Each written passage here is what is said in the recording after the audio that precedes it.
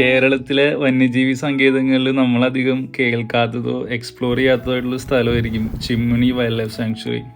കൊച്ചിയിൽ നിന്ന് ഒരു 80 കിലോമീറ്റർ വന്നാൽ ഈ ചിമ്മിണിയിൽ വന്ന് ഭാഗ്യമുണ്ടെങ്കിൽ ഡാമിൻ്റെ സൈഡിലെല്ലാം മേഞ്ഞെടുക്കുന്ന ആനകളെയും മൃഗങ്ങളെല്ലാം നമുക്ക് കാണാം. ഞാനിത് 2 പ്രാവശ്യം വന്നിട്ടാണ് ആനകളെയൊക്കെ ഒന്ന് കാണാൻ പറ്റിയത്, അതും ഒരു ചെറിയ ട്രക്കിങ്ങിന് പോയ സമയത്ത്. ഇവിടെ ചൂരത്തല ട്രക്കിങ്ങിന് നമ്മൾ നേരത്തെ ടിക്കറ്റ് ബുക്ക് ചെയ്യുമൊന്നും വേണ്ട, നേരെ വന്ന് ഇവിടെ തന്നെ ടിക്കറ്റ് എടുത്ത് ട്രക്കിങ്ങിന് പോവാം. കൂടുതൽ പേരും ഇവിടെ വന്ന ചിമ്മിനി ഡാമിനോട് ചേർന്ന് കുറച്ച് നേരം ടൈമൊക്കെ സ്പെൻഡ് ചെയ്ത് തിരിച്ചു പോവുകയാണ് ചെയ്യാറ്. ട്രക്കിങ്ങിൻ്റെ കാര്യം പലർക്കും അറിയില്ല എന്ന് തോന്നുന്നു. പിന്നെ ധാരാളം നാടൻ പോത്തുകളെ നമുക്കിവിടെ ഈ ഡാമിൻ്റെ തീരത്തെല്ലാം കാണാം. അതുകൊണ്ട് പലപ്പോഴും അത് കാട്ടുപോത്തുകളും കാട്ടികളാണെന്നൊക്കെ നമ്മൾ തെറ്റിദ്ധരിക്കാനും ചാൻസ് ഉണ്ട്. എന്തായാലും നമ്മുടെ നെല്ലിയാമ്പതിയുടെ പടിഞ്ഞാറ് ഭാഗത്തുള്ള ഈ ഭാഗത്തിന് ചിമ്മിണി വൈൽഡ് ലൈഫ് സാങ്ച്വറി ആയിട്ട് എസ്റ്റാബ്ലിഷ് ചെയ്തത് 1984 അങ്ങോട്ടാണ് ഈ യാത്ര. എറണാകുളത്ത് നിന്ന് വരുമ്പോൾ നമുക്ക് കൊടകര അല്ലെങ്കിൽ പുതുക്കാട് നിന്നൊക്കെ തിരിഞ്ഞ് ചിമ്മിണി റൂട്ടിലെത്താം. ഇങ്ങോട്ടുള്ള വഴി നമ്മൾ ഒരിക്കൽ വന്നാൽ പിന്നെ മറക്കൂല. ചുറ്റും കാടും അതിന് നടുവിൽ നല്ലൊരു കലക്കൻ റോഡും നല്ല വളവും തിരിവൊക്കെ ഉള്ളതുകൊണ്ട് നേരെ നോക്കി വണ്ടി ഓടിക്കുന്നത് മാത്രം.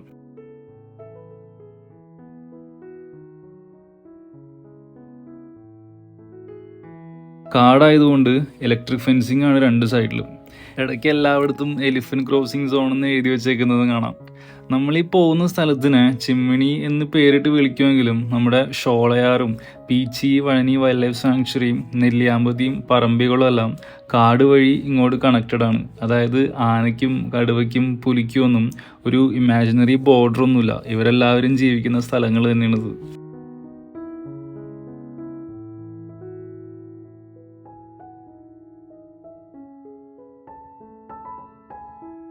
രാവിലെ 8 മണിക്കാണ് ഇവിടെ മെയിൻ ഗേറ്റ് ഓപ്പൺ ആണത്.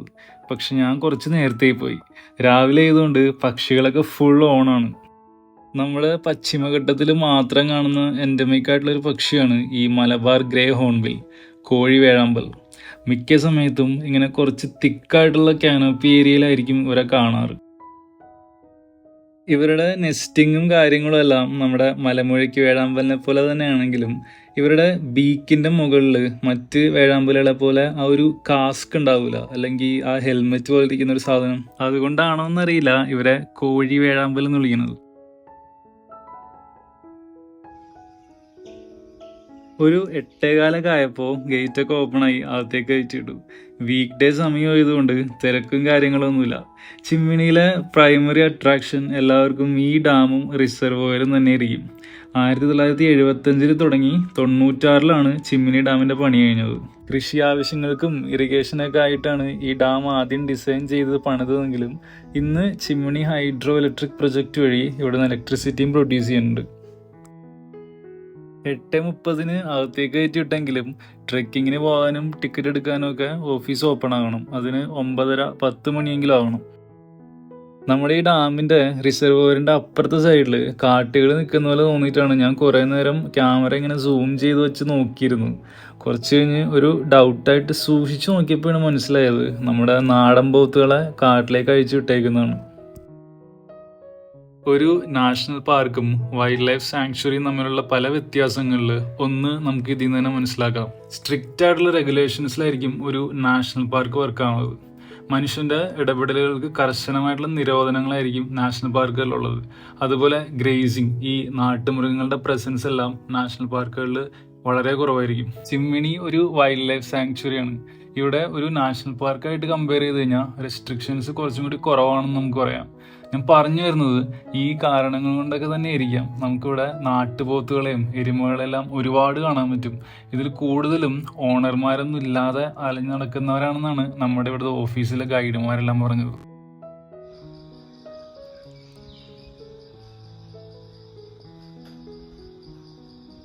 ഇരുന്നിരുന്ന് 9:30 കഴിഞ്ഞിട്ടാണ് ട്രെക്കിംഗ് ഒന്ന് സ്റ്റാർട്ടായത്. ഒരു 3 മണിക്കൂർ മാത്രം നീണ്ടു നിൽക്കുന്ന ഒരു ചെറിയ ട്രെക്കിംഗ് ആണിത്. ടിക്കറ്റ് കൗണ്ടറിൻ്റെ അവിടെ നിന്ന് സ്റ്റാർട്ട് ചെയ്ത് ഈ റിസർവോയറിൻ്റെ സൈഡിൽ കൂടി തന്നെ നടന്ന് ഒരു പർട്ടിക്കുലർ പോയിന്റ് എത്തുമ്പോൾ നിന്നിട്ട് തിരിച്ച് കാടിൻ്റെ കുറച്ചും കൂടി അകത്തു കൂടി കയറി തിരിച്ച് നമ്മുടെ ഈ ടിക്കറ്റ് കൗണ്ടറിൻ്റെ അവിടെ തന്നെ എത്തും. മാക്സിമം ഒരു 5 കിലോമീറ്റർ ഡിസ്റ്റൻസ് ആണ് നമ്മൾ ഈ ട്രെക്കിങ്ങിൽ കവർ ചെയ്യുന്നത്. ഈ ട്രെക്കിങ്ങിന് ഒരാൾക്ക് 200 രൂപയാണ് ചാർജ്. ഇനി നമ്മൾ ഒരാൾ മാത്രമേ ഉള്ളൂവെങ്കിൽ 600 രൂപ പേ ചെയ്യുകയാണെങ്കിൽ ട്രെക്കിങ് ചെയ്യാം. ഗൈഡ് നമ്മുടെ കൂടെ വരും.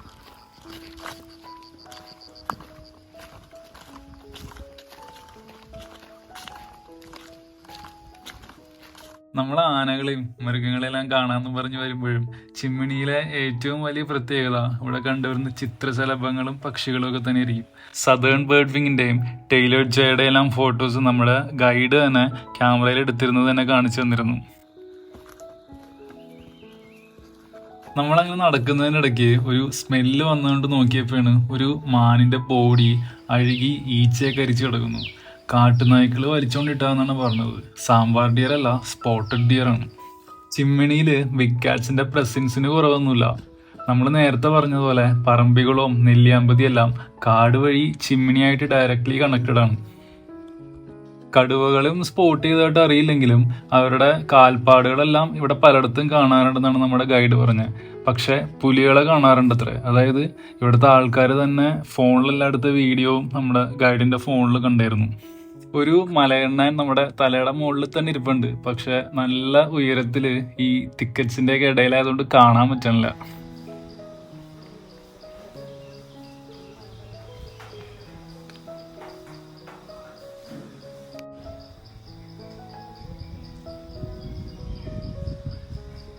നമ്മളങ്ങനെ വന്ന് 1 വേ കംപ്ലീറ്റ് ചെയ്തു. അതായത് ഇനി ഇവിടെ കുറച്ച് നേരം റെസ്റ്റ് എടുത്തിട്ട് നേരെ തിരിച്ച് തുടങ്ങിയെടുത്തോട്ട് തന്നെ നമ്മൾ പോകും. ചിമ്മിണിയിൽ ഈ ചെറിയ ട്രെക്കിംഗ് അല്ലാതെ സ്റ്റേ ഓപ്ഷൻസും അവൈലബിൾ ആണ്. ഫോറസ്റ്റ് ഡിപ്പാർട്ട്മെന്റിന്റെ ഇൻസ്പെക്ഷൻ ബംഗ്ലോയിൽ സ്റ്റേയും അതേപോലെ ആനപ്പോര് ഓവർനൈറ്റ് ക്യാമ്പിങ്ങും ഇവിടെ അവൈലബിൾ ആണ്. ഇതെല്ലാം നമ്മൾ ഇവരുടെ നമ്പറിൽ കോൺടാക്ട് ചെയ്ത് ബുക്ക് ചെയ്യാവുന്നതാണ്. നമ്പറെല്ലാം ഡിസ്ക്രിപ്ഷനിൽ കൊടുത്തിട്ടുണ്ട്. ഈ പാറക്കല്ലിലിരുന്ന് മയിലുകളെല്ലാം നോക്കിക്കൊണ്ടിരുന്ന സമയത്ത് ഞാൻ സൂം ചെയ്ത് നോക്കിയപ്പോഴാണ് അവിടെ നമ്മുടെ ടിക്കറ്റ് കൗണ്ടറിന്റെ അപ്പുറത്തെ സൈഡിൽ ഒരു കൂട്ടം ആന. ഈ ആനക്കൂട്ടങ്ങള് ചിമ്മിണിയിലെ ഒരു കോമൺ പ്രസൻസ് ആണ്. നമ്മളിങ്ങോട്ട് വരുന്ന സമയത്ത് ചുറ്റും റബ്ബർ പ്ലാന്റേഷൻസ് ഉള്ള ഏരിയാസ് എല്ലാം കണ്ടിരുന്നല്ലോ. ഇപ്പൊ കുറവാണെങ്കിലും 1 വർഷം മുമ്പ് വരെയൊക്കെ ഈ ആനക്കൂട്ടങ്ങളെല്ലാം അങ്ങോട്ടും ചുറ്റുമുള്ള പറമ്പുകളിലെല്ലാം ഇറങ്ങാറുണ്ടെന്നാണ് നമ്മുടെ ഗൈഡ് പറഞ്ഞത്.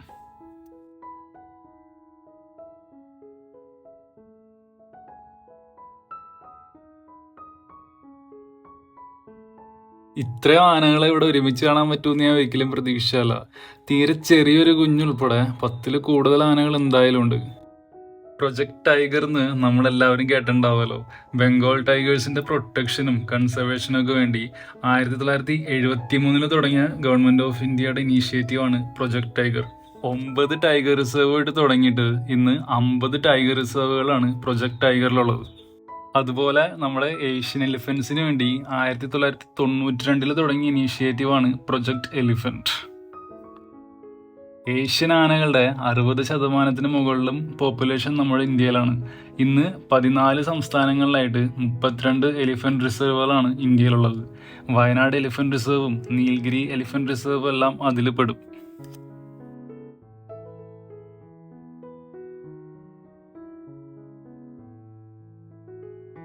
ഈ പ്രൊജക്ട് എലിഫന്റ് ഇനീഷ്യേറ്റീവിലെ ഏറ്റവും ക്രിട്ടിക്കൽ ആയിട്ടുള്ള ഒരു കാര്യമാണ് എലിഫന്റ് കോറിഡോർ അല്ലെങ്കിൽ ആനത്താര.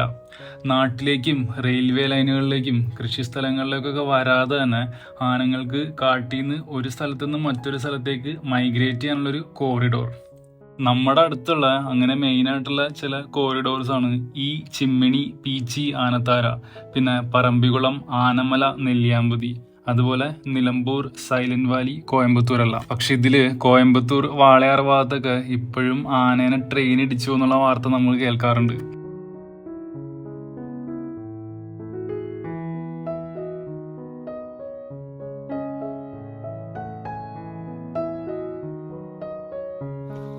ഒട്ടും പ്രതീക്ഷിക്കാതിരുന്ന സമയത്ത് ആനകളെല്ലാം കണ്ട സന്തോഷത്തിലാണ് തിരിച്ചു പോകുന്നത്.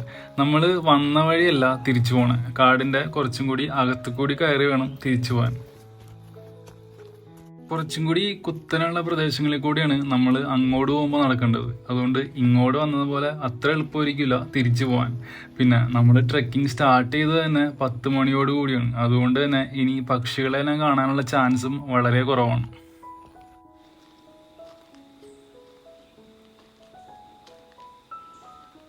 തൃശ്ശൂരിൽ നിന്നും എറണാകുളത്തു നിന്നും എല്ലാം തൊട്ടടുത്ത് കിടക്കുന്ന ഒരു സ്ഥലം ഇതുകൊണ്ട് നമുക്ക് രാവിലെ വന്ന് ട്രെക്കിംഗ് എല്ലാം ചെയ്ത് അപ്പൊ തന്നെ തിരിച്ചു പോകാവുന്ന ഒരു സ്ഥലമാണ് ചിമ്മിണി. അപ്പോൾ താങ്ക് യു ഫോർ വാച്ചിങ്.